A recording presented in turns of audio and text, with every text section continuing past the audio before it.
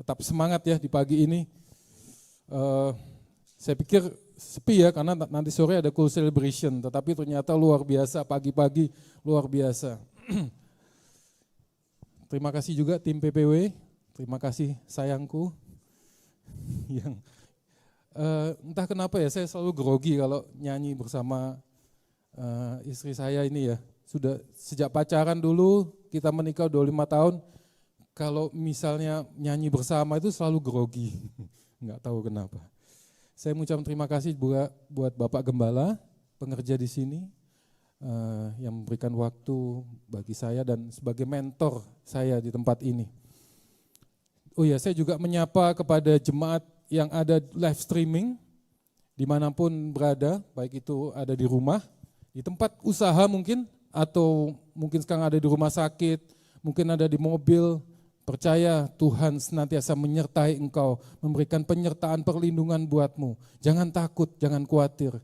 Dan Bapak Ibu Saudara, suatu ketika nanti kalau misalnya ada waktu dan kesempatan, marilah datang ke sini, menikmati bagaimana semangatnya jemaat di tempat ini, pengerja di tempat ini. Kita bersama-sama bersekutu di tempat ini. Oke. Khotbah kali ini saya beri judul agak unik ya, mungkin kesempatan dalam kesempitan. Saya sendiri juga geli, kok tahu-tahu judulnya kayak begini ya gitu. Awal mulanya nggak begini judulnya gitu, tapi tuntunan Tuhan akhirnya judulnya seperti ini. Mungkin Bapak Ibu yang masa remajanya tahun 80-90 udah pernah tahu ya judul ini. Udah pernah familiar nggak yang remaja tahun 80-90? Judul ini sungguh waktu itu kalau nggak salah ini ya filmnya Warkop Dono, Indro Kasino. Ini kan judulnya Kesempatan dalam Kesempitan. Saya sendiri udah lupa sih, saya udah lama nggak lihat lagi film ini. Tapi yang saya tahu waktu itu cerita itu bicara mengenai Dono itu dapat apa ya, dia dapat apa sih namanya ya? Dia dapat keuntungan lebih lah dari kesempatan-kesempatan yang kecil, peluang-peluang itu. Dia menang banyak, kalau zaman sekarang bilangnya menang banyak, seperti itu. Dan itu arahnya lebih kepada negatif kalau saya bilang seperti itu.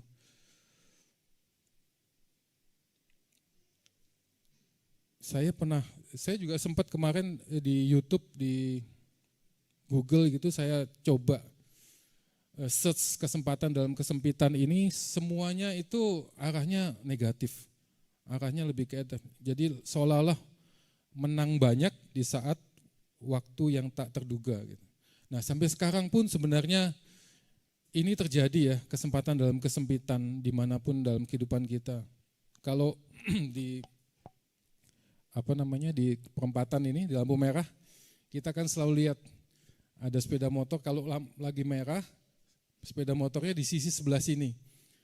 Nanti kalau mulai di sini hijau dia cepet-cepet. Sering seperti itu kan. Tapi dia merasa bangga loh.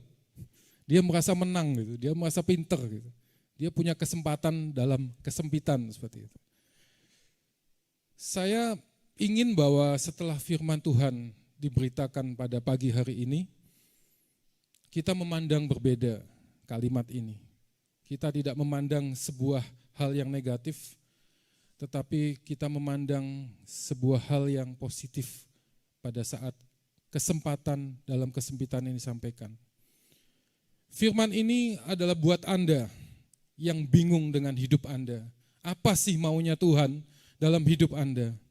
Buat Anda yang merasa gagal di masa lalu dan Anda tidak taat perintah Tuhan, firman ini buat Anda. Firman ini juga buat Anda yang menganggap bahwa semuanya terlambat, sudah terlambat untuk melakukan apa yang Tuhan mau dalam hidup Anda. Tuhan sudah dipanggil jauh-jauh hari, tetapi Anda merasa terlambat. Inilah firman yang Tuhan mau Anda dengar pada hari ini. Kesempatan ya, kesempatan dalam kesempitan.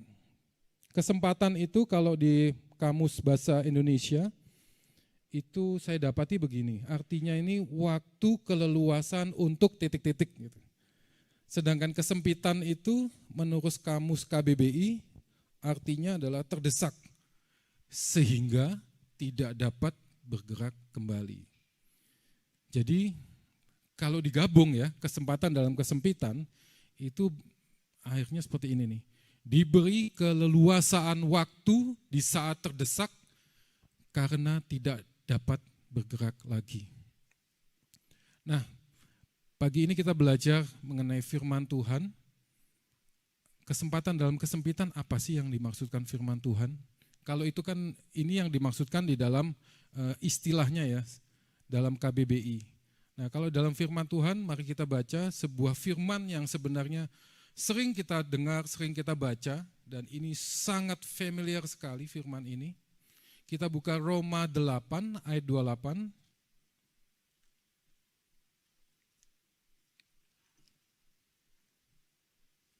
Roma 8 ayat 28. Saya akan bacakan buat Bapak Ibu Saudara bisa baca sambil dalam hati ya. Saya akan bacakan.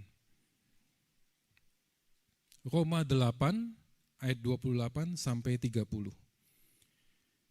Kita tahu sekarang bahwa Allah turut bekerja dalam segala sesuatu untuk mendatangkan kebaikan bagi mereka yang mengasihi Dia, yaitu bagi mereka yang terpanggil sesuai dengan rencana Allah. Sebab semua orang yang dipilihnya dari semula, mereka juga ditentukannya dari semula untuk menjadi serupa dengan gambaran anaknya, supaya ia, anaknya itu, menjadi yang sulung di antara banyak saudara.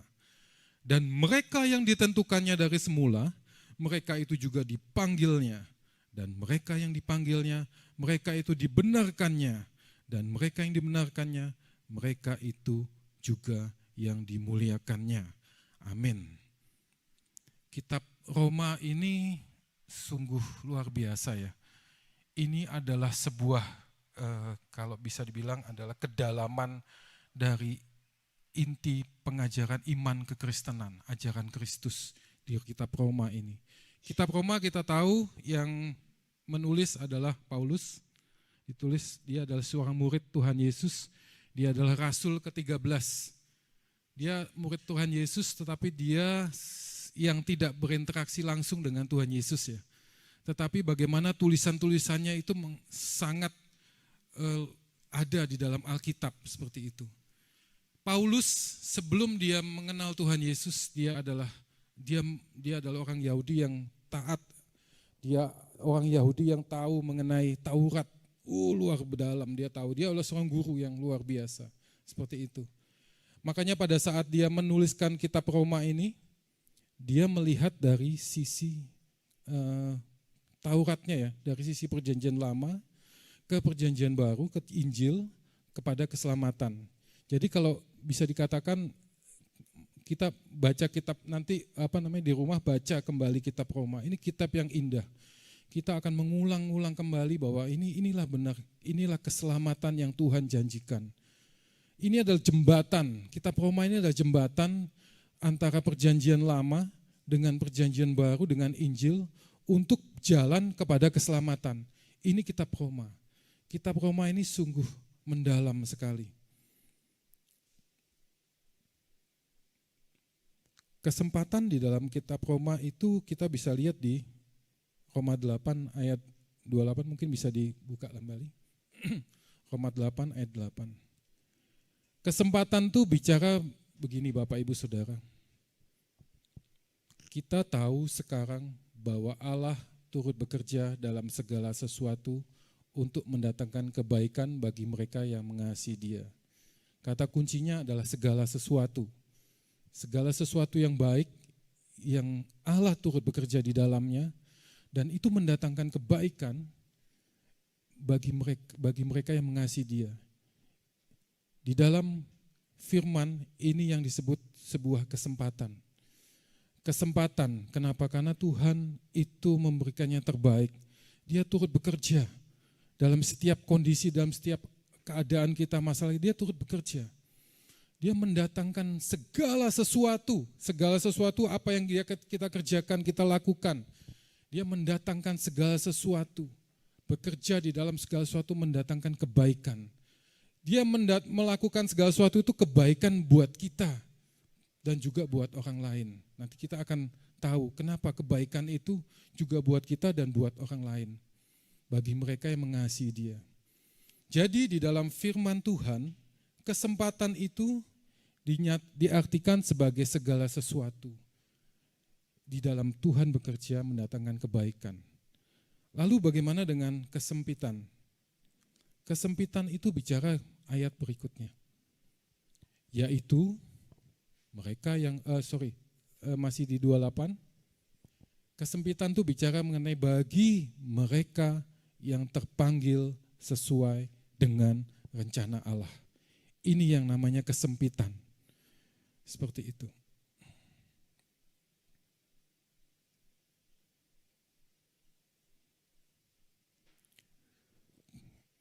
Kadang kita, mungkin banyak di antara kita yang terpanggil ya, terpanggil itu terlambat gitu. Dipanggil sering, dipanggil sudah lama, sudah dari mungkin zaman waktu kecil kita dipanggil Tuhan. Dipanggil Tuhan, tetapi terpanggilnya masih nanti dulu, seperti itu. Mungkin ada di antara kita yang mungkin baru terpanggil gitu. Sudah dipanggil puluhan tahun lalu, dipanggil Tuhan, untuk melayani Tuhan, ada sesuatu yang Tuhan mau nyatakan dalam setiap kehidupan kita. Tapi baru saat ini kita terpanggil. Itu adalah sebuah kesempitan. Kesempitan di dalam kesempatan di dalam kesempitan. Bagi Bapak Ibu Saudara yang mengikuti live streaming, kalau Bapak Ibu mengalami sesuatu kesempatan dari Tuhan sudah lama, dan Bapak Ibu baru merasakan bahwa saat inilah saya terpanggil, tulis di kolom komentar ya. Nanti tim pendoa akan mendoakan Bapak Ibu Saudara. Tulis di kolom komentar di YouTube. Di Alkitab kita akan baca, akan kita tahu bahwa ada tokoh Alkitab di Perjanjian Lama ya. Di Perjanjian Lama itu ada tokoh yang sering dari mulai kita sekolah minggu itu kita sering dengar bahwa tokoh ini dipanggil Tuhan, tapi dia membelot. Siapa itu? Ya, Yunus, langsung ya. Tokoh ini adalah Yunus, iya benar. Dia disuruh pergi ke Niniwe, tapi malah ke Tarsis. Aneh banget ya.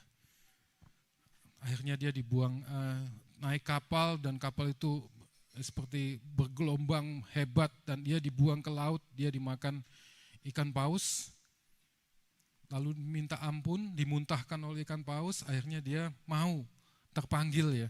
Dia terpanggil untuk, ya udah, terpanggilnya mungkin terpaksa, tidak tahu. Tapi dia akhirnya terpanggil dan dia ke Niniwe. Dan banyak yang bertobat di sana. Tetapi setelah itu dia kesal. Banyak yang bertobat malah kesal sama Tuhan. Kok malah banyak yang bertobat gitu. Seperti itu. Ini sebuah tokoh yang terpanggil, terpanggil tetapi malah lari dari panggilannya itu. Di Perjanjian Baru kita juga banyak sekali tokoh-tokoh yang kita bisa belajar bagaimana mereka tidak memanfaatkan kesempatan dalam kesempitan. Kalau tadi adalah Yunus. Nah kalau di Perjanjian Baru mungkin bisa murid Tuhan Yesus saja paling gampang. Murid Tuhan Yesus yang berkhianat siapa? Paling gampang. Yudas Iskariot. Yudas Iskariot ini dia memiliki kesempatan dalam kesempitan. Dia dipercayakan loh sebagai bendahara di dalam sekumpulan murid-murid itu dia dipercayakan sebagai bendahara sama Tuhan Yesus. Dan dia beri kesempatan sama Tuhan untuk yang terbaik dalam setiap kehidupannya. Jadi banyak yang mengatakan bahwa Yudas ini kan sudah disetting bahwa dia harus mati gantung diri dan dia jatuh meninggal seperti itu karena dia menyesal sudah menjual Tuhan Yesus. Tapi sebenarnya kalau kita perhatikan dalam seksama, Yudas ini sudah diberi kesempatan dalam kesempitan sama Tuhan Yesus.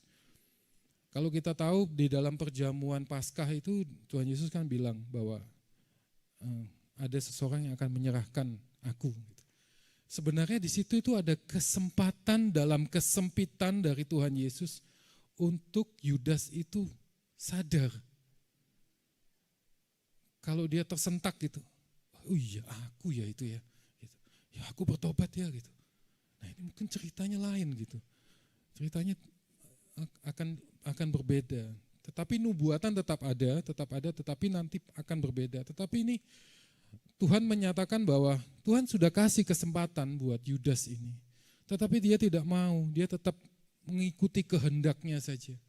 Dia tidak terpanggil pada saat Tuhan Yesus kasih kesempatan dalam kesempitan, dia tidak terpanggil. Tetapi di dalam hal ini kebaikan Tuhan tetap ada. Meskipun Yudas gantung diri dan dia jatuh, kebaikannya itu Tuhan ajarkan kepada setiap yang lain, murid-muridnya, setiap kita yang baca firman Tuhan, itu kita baca, kita mempelajari dan kita melihat tokoh ini gitu, bahwa dia tidak mau terpanggil dan dia tidak mau menggunakan kesempatan yang Tuhan pakai di saat-saat sempit seperti itu. Itu kebaikan dari Tuhan. Itu adalah maksud kebaikan dari Tuhan adalah bukan hanya kepada dirinya sendiri, tapi kepada orang lain. Ada satu murid lagi yaitu Petrus. Petrus ini menyangkali Tuhan. Dia diberi kesempatan banyak sekali berjalan di atas air, lalu dia menyangkal Tuhan dan dia bilang, aku tidak kenal engkau tidak kenal orang itu. Lalu ayam berkokok. Dan dia ingat, oh iya, pada waktu itu Tuhan Yesus berkata bahwa sebelum ayam berkokok, engkau telah menyangkal aku 3 kali. Dan dia pergi menangis, dia menangis. Di situ, di saat-saat kesempitan itu, Petrus, itu dia sadar. Dan dia beranjak untuk berani. Bagaimana pengorbanannya, bagaimana apa yang dia kerjakan dan lakukan. Dia bangkit dan berani.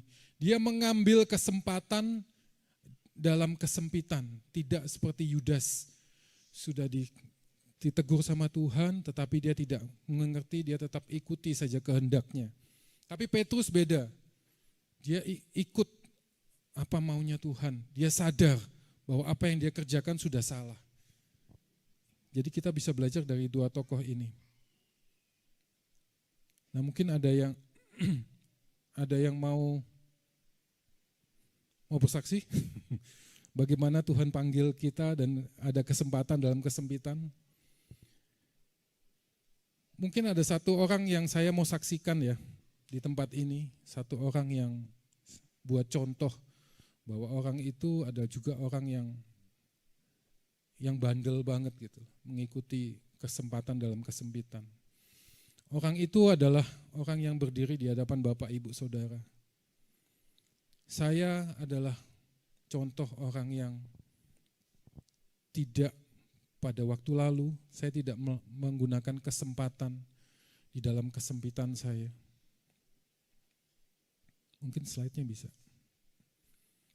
Di usia 20 tahun, itu satu-satunya foto yang saya cuma ada yaitu. Di usia 20 tahun itu saya dipanggil Tuhan untuk melayani atau tepatnya adalah untuk, jadi gereja saya dulu mengutus saya untuk sekolah Alkitab di usia 20 tahun. Sebenarnya saya lagi galau-galaunya sih, 20 tahun saya sudah kuliah ekonomi pada waktu itu, tapi saya lagi galau. Dan di saat saya galau, itu ada Tuhan itu pakai, jadi gereja saya itu mengutus saya untuk diberikan beasiswa untuk sekolah teologi di Jogja, Duta Wacana atau Satya Wacana, saya lupa. Dan setelah lulus, nanti saya akan dijadikan pendeta muda, seperti itu. Tapi saya yang menolak, enggak, dunia lebih enak daripada Alkitab, buat apa? Saya menolak mentah-mentah pada waktu itu. Di usia 30 tahun setelah saya menikah bersama istri saya dipanggil Tuhan juga untuk sekolah teologi. Waktu itu kita tinggal di kota Sidoarjo, di sebelah perbatasan Surabaya. Saya sudah daftar pendaftaran pertama gitu, tetapi pada waktu itu gembala saya bilang begini, nggak cocok itu, nggak cocok sama doktrinnya. Akhirnya dengan kesal, dengan dongkol, saya ya sudahlah, ya nggak cocok. Ya udah, saya pun juga setengah-setengah waktu itu sebenarnya. Ikut enggak, akhirnya ikut. Tapi terus karena gembala saya ngomong begitu, terus saya bilang ya udahlah, memang nggak cocok saya. Bener kan? Saya memang nggak harus sekolah Alkitab. Gitu. Bener kan Tuhan? Gitu. Di usia 40, setelah saya sampai tinggal di Depok ini, saya dulu berjemaat di Kamboja. Pada waktu itu ada STT The Way itu mengadakan perjanjian dengan Kamboja untuk ada perkuliahan di Kamboja. Nah, Bapak Gembala kita itu dulu gelombang pertama ya Pak, gelombang pertama. Saya mendaftar di gelombang kedua. Sudah daftar, sudah memasukkan dokumen segala macam, tiba-tiba pihak sekolah mengumumkan bahwa kerjasama sementara dihentikan dulu karena programnya tidak di Depok, tapi kembali lagi ke kampusnya di Jakarta Barat.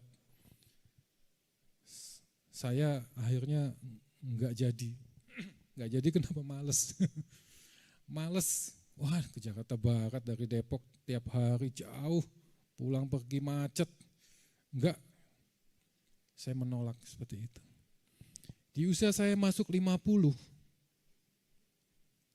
tahun, itu pas bertepatan dengan sebenarnya saya bergabung di tempat ini. Itu sebenarnya yang dapat tawaran bukan saya, yang dapat tawaran istri saya. Jadi ada seorang sponsor di Jakarta, itu seorang gembala, itu menawarkan untuk beasiswa full kepada istri saya. Istri saya sudah mendaftar, sudah masukkan dokumen segala macam gitu. Tetapi di dalam hari-harinya dia berdoa terus. Sepertinya kok nggak cocok ya. Ada yang lebih cocok. Gitu. Sepertinya ada yang lebih cocok. Gitu.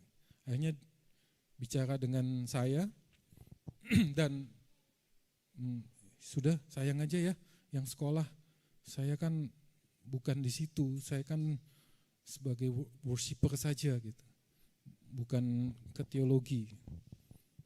Akhirnya saya bicara dengan gembala seorang sponsor ini, istri saya, dan diizinkan untuk ya sudah nggak apa-apa suaminya ya, tapi tolong lapor ke kampusnya. Nah itu 2 hari sebelum ospek ya, itu 2 hari sebelum Porima itu sebenarnya proses itu. Akhirnya besoknya pihak kampus menyetujui dan saya cepet-cepet masukin dokumen segala macam dan akhirnya saya sudah berkuliah, sudah 2 tahun ini. Doakan ya Bapak Ibu Saudara, masih 2 tahun lagi seperti ini. Jadi saya itu salah satu contoh yang akhirnya ya menyerah juga gitu. Ada kesempatan dari Tuhan, tetapi saya tidak pakai. Di usia 30 sampai 35 saya lupa ya, itu saya pun juga dapat kesempatan sebenarnya menggembalakan sebuah jemaat di Sidoarjo sana. Itu dapat kesempatan, tetapi meskipun saya menolak 3 bulan saya menolak. Waktu itu gembala saya mengundurkan diri karena ada masalah, terus akhirnya saya yang ditugaskan, dipilih melayani di situ. Akhirnya saya terima gitu. Tapi tidak sampai 1 tahun saya menggembalakan, paling cuma 9 bulan. Karena waktu itu ada konflik ya, pro dan kontra gitu, dan ya ini masalah sudah selesai sebenarnya, sudah selesai karena masalah ini aja. Ya dulu wakil gembala saya itu dia lulusan STH, saya bukan. Nah, dia merasa bahwa kenapa yang dipilih saya bukan dia gitu. Jadi ada perpecahan di situ. Tapi saya nggak kuat pada waktu itu karena tinggi sekali tekanannya di jemaat itu tinggi, ada yang pro dan kontra gitu. Istri saya itu kalau di ibadah seperti ini ya, kalau pagi-pagi gitu, shalom Bu, apa shalom? Kamu menjilat ya, suami kamu jadi gembala ya. Seperti itu. Itu berminggu-minggu gitu. Saya nggak kuat dengan itu. Akhirnya saya lari. Kebetulan saya masih bekerja di bisnis konsultan seperti itu. Dan bos saya minta saya untuk kita bikin sebuah bisnis ayam goreng di Surabaya. Nah, kesempatan itu akhirnya saya bilang, saya ngomong ke gembala pusat, saya kan nggak cocok, saya udah bilang saya nggak cocok. Seperti ini. Akhirnya kita kabur, lari dari gereja itu, pindah rumah. Tapi waduh luar biasa Tuhan mendidik kami semua gitu. Yang lari itu, kami jatuh banget waktu itu, jatuh sekali kondisinya. Sangat-sangat jatuh. Dan pelan-pelan saya minta ampun, saya minta kesempatan Tuhan untuk kedua kalinya, untuk melayani Tuhan sepenuh waktu. Dan kesempatan itu Tuhan kasih. Saya sekarang melayani full timer di GB Kamboja, itu Tuhan kasih kesempatan. Tapi ceritanya panjang sekali. Itu adalah contoh dari saya. Saya seorang yang tidak mengambil kesempatan di dalam kesempitan. Saya masih ingin membangun kerajaan bisnis di dunia ini, bukan membangun kerajaan Allah, tapi membangun kerajaan bisnis. Tapi saudara-saudara, sekarang saya terpanggil untuk ada bersama dengan apa yang Tuhan mau dan rencanakan. Tetapi tentunya pada saat kita terpanggil, kita tidak bisa sombong ya, kita tidak bisa. Kenapa? Karena itu ada sebuah proses. Kalau tadi kita baca firman itu di ayat 29 dan 30 ya, khususnya 30. Dan mereka yang tentukannya dari semula, mereka itu juga dipanggilnya. Dan mereka yang dipanggilnya, mereka itu juga dibenarkannya. Jadi pada saat kita dipanggil Tuhan, kita terpanggil, kita akan dibenarkan. Dibenarkan itu bicara mengenai bagaimana kita dirontokkan. Kebiasaan kita, motivasi kita, sifat-sifat kita, karakter itu dirontokkan, dikuduskan. Benar-benar itu terhimpit, benar-benar tidak bisa ngapa-ngapain seperti itu. Itu dibenarkan oleh Tuhan dan dimuliakan. Jadi ini masih ada proses lagi. Jadi saya tidak bisa bilang bahwa saya sudah terpanggil, ya luar biasa kan, nggak bisa bilang gitu. Karena seperti lagu tadi, kita akan dilihat dimuliakannya pada saat nanti pada akhir hayat kita di situ. Jadi prosesnya masih panjang seperti itu. Jadi saudara-saudara, mungkin slide berikutnya. Ya. Jadi apa kesempatan dalam kesempitan yang Tuhan kasih? Kalau kita melihat kepada firman Tuhan, ini artinya berarti begini. Diberi segala sesuatu kebaikan dari Tuhan di saat terpanggil memenuhi rencananya di waktu yang singkat. Jadi diberi Tuhan segala sesuatu kebaikan saat terpanggil memenuhi rencananya di waktu yang singkat. Di waktu yang singkat ini bisa bicara dengan usia kita ini yang sudah senior ya, mungkin yang 40, 50 dibandingkan usia kita yang sebelumnya, kan banyakkan usia sebelumnya. Usia kita singkat setelah ini gitu. Ini bicara mengenai di waktu yang singkat. Di waktu yang singkat itu kita diberi kesempatan dalam kesempitan untuk terpanggil melakukan apa yang Tuhan mau. Jadi ingat-ingatlah Bapak Ibu Saudara, pada waktu dulu masih muda, mungkin beranjak dewasa, apakah Tuhan pernah punya satu janji buat engkau? Apakah Tuhan panggil engkau? Dan engkau berputar-putar sampai saat ini, engkau tidak menggunakan panggilan Tuhan, engkau tidak terpanggil melakukan panggilan Tuhan. Disinilah waktu singkat bagi engkau untuk mengambil sebuah keputusan, untuk mau mengikut Tuhan, melakukan berjalan bersama dengan Tuhan. Nah bagi yang muda, yang masih muda, panjang nih ceritanya kan, masih panjang, oh kayaknya panjang, tapi jangan salah, hari-hari ini kedatangan Tuhan semakin dekat. tidak bisa usia lagi yang jadi patokan kalian.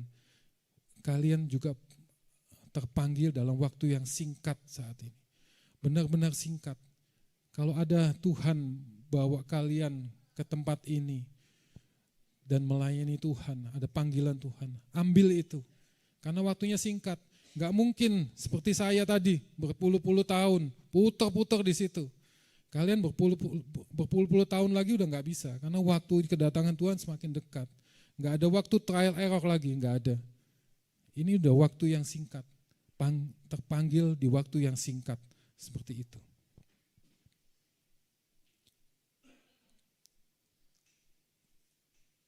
Nah, saya masuk ke sesi terakhir ya. Kalau kita lihat tokoh-tokoh tadi itu, ada beberapa tokoh tadi. Ada Yunus, ada Yudas, ada Petrus, ada saya. Itu ada kesamaannya Bapak Ibu Saudara. Kalau Bapak Ibu Saudara baca lebih jelas lagi, mereka punya kesamaan. Mereka memang ada yang terpanggil, ada yang enggak, ada yang sadar, ada yang mengikut Tuhan, ada yang sudah terpanggil tetapi terus menyalahkan Tuhan gitu. Tetapi mereka semua ini sebenarnya memiliki kesamaan kalau kita lihat. Kesamaannya itu apa? Slide berikutnya. Iya. Kesamaannya adalah komunitas rohani yang Tuhan sudah siapkan. Yunus itu sudah disiapkan Tuhan. Komunitas. Kenapa? Orang Niniwe tadinya orang yang tidak kenal Tuhan. Mereka bertobat karena Yunus memberitakan perintah Tuhan. Mereka bertobat, mereka bahkan puasa. Itu Tuhan sudah siapkan komunitas sebenarnya buat Yunus. Komunitas yang baik buat dia untuk dia berhidup di situ. Itu Tuhan sudah siapkan buat Yunus. Tetapi Yunus malah tidak mau. Dia malah menyalahkan Tuhan. Kok malah bertobat nih? Aneh banget ya. Kalau kita memberitakan firman Tuhan, banyak yang bertobat kan kita rasanya, Tuhan luar biasa. Ini malah enggak, Nabi Yunus ini. Seperti itu. Dan ceritanya ngambang lagi. Kitab Yunus ini ngambang ceritanya. Disuruh kita yang mikir gitu. Itu kitab Yunus itu seperti itu. Tapi dia sudah disiapkan sebuah komunitas sebenarnya sama Tuhan. Tapi dia tidak mau. Yudas, dia sudah siapkan komunitas juga. Murid teman-temannya, murid-muridnya, bahkan murid-murid yang lain, dia sudah disiapkan sama Tuhan sebuah komunitas ini. Tetapi dia tidak lakukan itu. Dia tidak bertobat. Petrus, dia disiapkan komunitasnya dan dia mau melakukan yang terbaik buat apa yang Tuhan mau dalam panggilannya. Dia terpanggil, dia ikut komunitasnya melakukan itu. Saya juga di sini saya terpanggil ikut dalam komunitas. Pada saat pertama kali saya ke sini kan sebenarnya cuma nganterin istri saya. Nganterin istri saya, terus Kabit Kul di sini, Ko Joko, itu kayak salesman ya. Ayo ikut Kul, ayo Kul. Setiap datang kayak salesman gitu. Ayo Kul gitu. Ini apa-apaan sih? Kul gitu, kul terus. Dingin saya. Tapi akhirnya saya terhisap juga di Kul ini gitu. Saya ikut. Thank you Ko Joko. Luar biasa salesnya. Saya ikut Kul juga di sini gitu, seperti itu. Jadi saya sudah disiapkan sebenarnya pada saat saya terpanggil, saya sudah disiapkan tempat ini, di tempat ini itu Kul. Tempat di mana saudara kita seiman, tempat di mana komunitas rohani ini sudah ada. Itu sudah disiapkan. Jadi mari kita kalau sudah disiapkan, kalau kita terpanggil, Tuhan itu pasti sudah menyiapkan buat kita sebuah komunitas rohani. Jadi Bapak Ibu yang belum berkul, silahkan berkul. Sungguh kalau Bapak Ibu terpanggil untuk ada di tempat ini, Tuhan sudah siapkan segala sesuatunya. Tinggal bagaimana kita mau enggak ikut komunitas ini. Kita mau enggak? Jangan seperti hamba-hamba Tuhan yang hamba Tuhan tetapi mereka jatuh. Kenapa? Karena mereka belum melalui ujian untuk memiliki kesatuan hati bersama dengan sesamanya. Kebanyakan seperti itu. Beberapa hamba Tuhan yang mereka jatuh itu mereka tidak punya pondasi yang kuat bersama komunitas. Mereka tidak punya kesatuan hati. Di dalam kul itu kita punya kesatuan hati untuk melakukan terbaik. Seperti itu, bersama-sama ada kesatuan hati kita untuk melakukan persekutuan yang indah bersama dengan Tuhan yang Tuhan sudah tentukan. Ada harga yang harus dibayar untuk kita melakukan kul, waktu, tenaga, segala macam. Ada kesatuan hati. Di kul-kul ini juga ada proses untuk tumbuh bersama. Ada sebuah proses di mana mungkin satu dengan yang lain gak cocok, tapi ya sudahlah, dengan pengampunan, mengampuni, dengan kita belajar kerendahan hati, kelemah lembutan, kesabaran, akhirnya sama-sama tumbuh bersama dalam kul ini. Di dalam kul ini kita akan banyak memenangkan jiwa. Banyak orang hamba-hamba Tuhan yang mungkin memenangkan jiwanya setelah mereka terkenal, tetapi mereka belum memenangkan jiwa untuk bersama-sama dalam satu grup untuk memenangkan jiwa. Nah, di kul-kul inilah itu pondasi kita untuk kita masuk di dalam kesempatannya Tuhan, di dalam kesempitannya Tuhan, melakukan yang terbaik.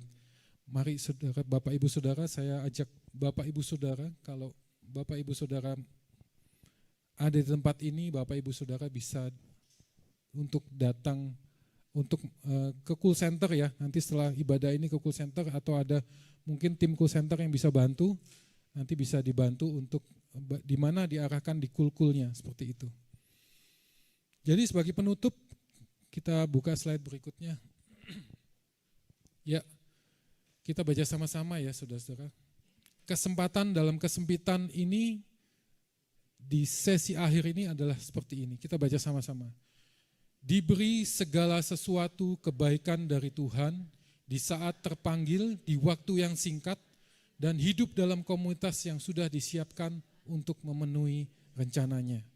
Percayalah Bapak Ibu Saudara, saya ingatkan kembali, kalau Bapak Ibu Saudara sudah terpanggil di GBI Ebenezer Simpangan ini, datang di tempat ini, Bapak Ibu Saudara sudah disiapkan sebuah komunitas yang luar biasa, yang kita saling belajar, tumbuh bersama, kesatuan hati, memenangkan jiwa bagi Kristus Yesus.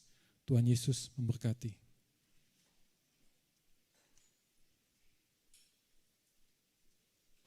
Mari saudara.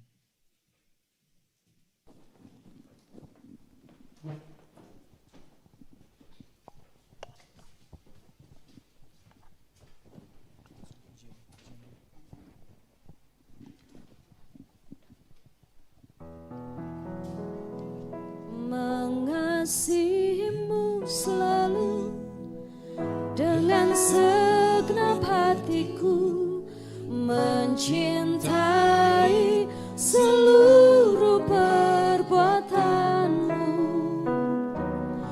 mengabdikan hidupku sesuai rencanamu, ku mau menyembahmu sampai akhir hayatku.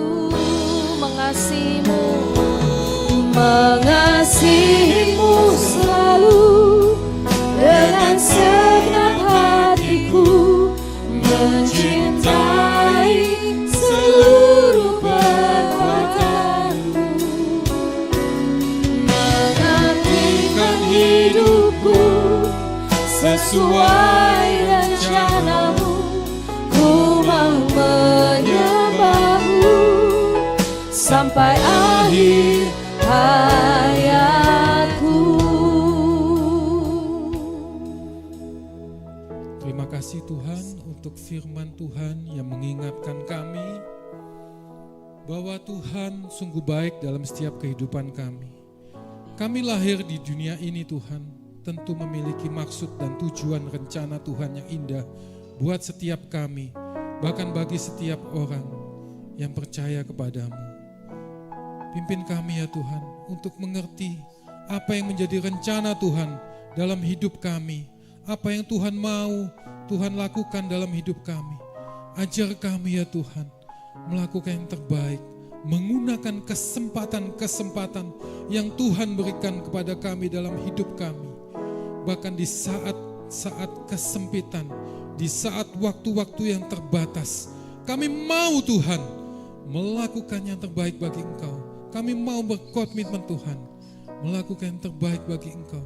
Kami mau terpanggil Tuhan, melakukan yang terbaik bagi Engkau. Terima kasih Bapa. Kalau kami sampai pada hari ini, di tempat ini, kami percaya ini bukan sebuah kebetulan, tetapi kami terpanggil. Tuhan sudah merancangkan yang terbaik.